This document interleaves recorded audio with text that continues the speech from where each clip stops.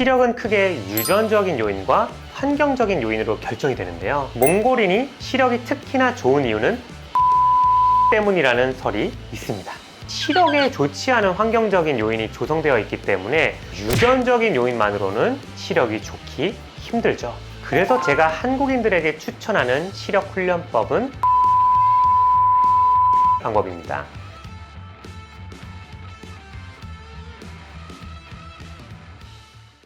안녕하세요. 눈의 희망과 백진아 원장입니다. 평균 시력 3.0, 최대 시력 8.0, 이 어마어마한 시력 수치를 가지고 있는 민족은 누구일까요? 바로 몽골인인데요. 몽골인들의 시력 비법 궁금하지 않으신가요? 오늘은 이 몽골 사람들의 시력 유지 방법에 대해서 알아보고 한국인들도 따라할 수 있는 시력 훈련 방법도 함께 소개해 드리겠습니다. 시력은 크게 유전적인 요인과 환경적인 요인으로 결정이 되는데요. 몽골인이 시력이 특히나 좋은 이유는 몽고주름 때문이라는 설이 있습니다. 몽골인들의 눈을 살펴보면 대개 무쌍인 눈꺼풀과 함께 앞쪽으로 연결이 되어 있고요. 눈 앞머리 그리고 위에 눈꺼풀 상당 부분까지 연결되어 있어서 눈의 앞부분 위쪽 절반 정도를 가리고 있습니다. 몽고주름이 눈을 보호해주는 역할을 한다고 하는데요. 그래서 몽골인들의 시력이 좋다는 설이 생긴 겁니다.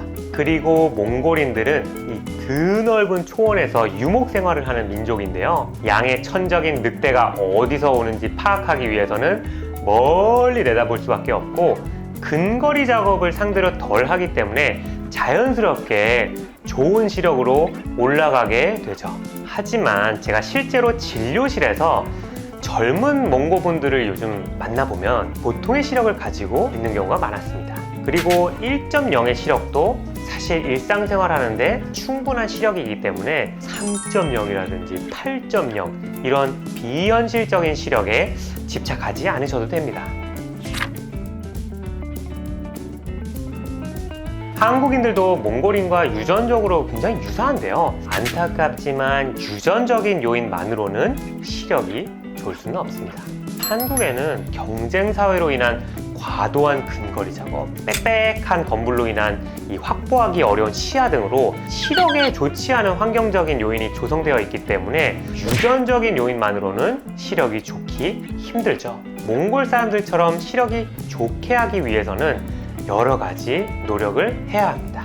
아이가 태어났을 때 가지는 시력은 이 가까이 있는 물건의 형태 정도만 보이는 시력으로 태어나고요. 점점 상승하게 되죠. 하지만 좋은 시각 자극이 망막에 들어오지 않게 되면은 상승하던 시력 발달이 지지부진하게 되는데요. 이거를 약시라고 합니다. 약시는 말 그대로 약한 시력, 만 10살까지 최대 교정 시력이 0.9 이상 시력에 도달하지 못한 상태를 말합니다.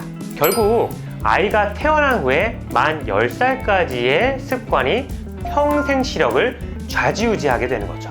그래서 정기적으로 안과 검진을 통해서 근시나 난시가 이제 발견이 되면은 안경을 끼거나 드림 렌즈를 통해서 좋은 시각 정보가 이제 망막에 들어갈 수 있게 노력을 해야겠죠. MBC 서프라이즈에서 일본인의 사례를 소개한 적이 있는데요. 눈이 나빴던 일본 사람이 몽골에 가서 시력이 3.0이 됐다 이런 거, 이거는 진짜 정말 특이한 케이스입니다.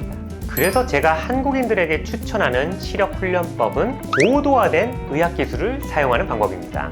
바로 근시가 시작된 아이들에게 너무너무 좋은 드림 렌즈를 사용하는 것인데요. 드림 렌즈는 수술 없이 자는 동안에 이 콘택트 렌즈를 사용해서 아이들이 안경을 안 써도 낮 동안에 생활을 할 수 있게 해주면서 근시 진행을 막는 일석이조의 효과적인 방법입니다.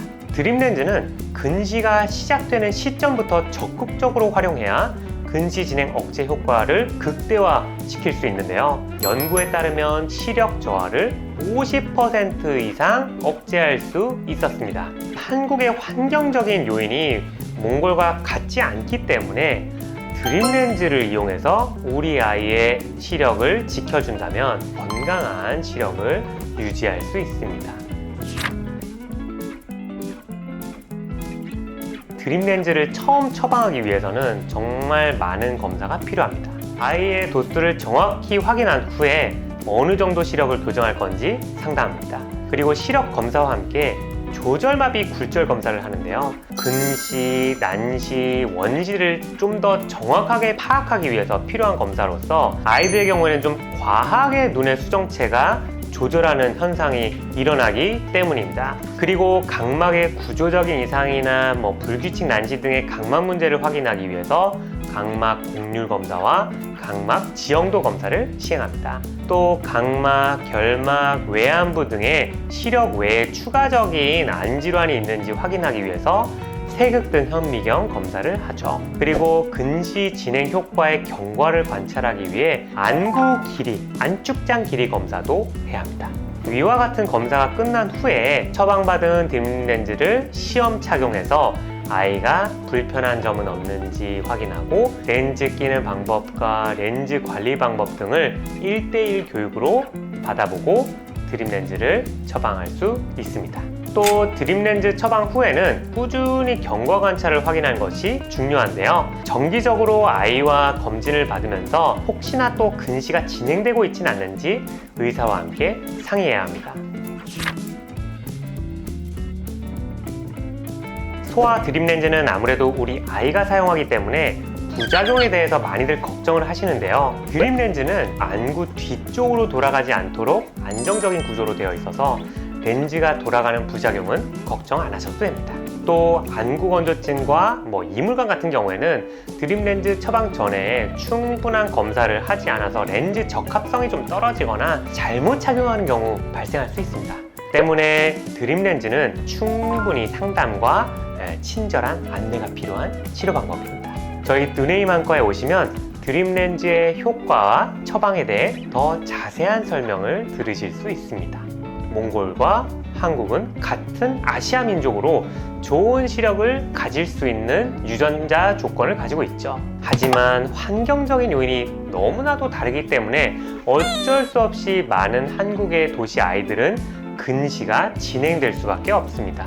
그래도 드림렌즈라는 좋은 의학 기술이 있으니까 우리 아이의 시력에 대해 고민 중이시라면 망설이지 마시고 안과 전문의의 도움을 받아보시는 건 어떨까요?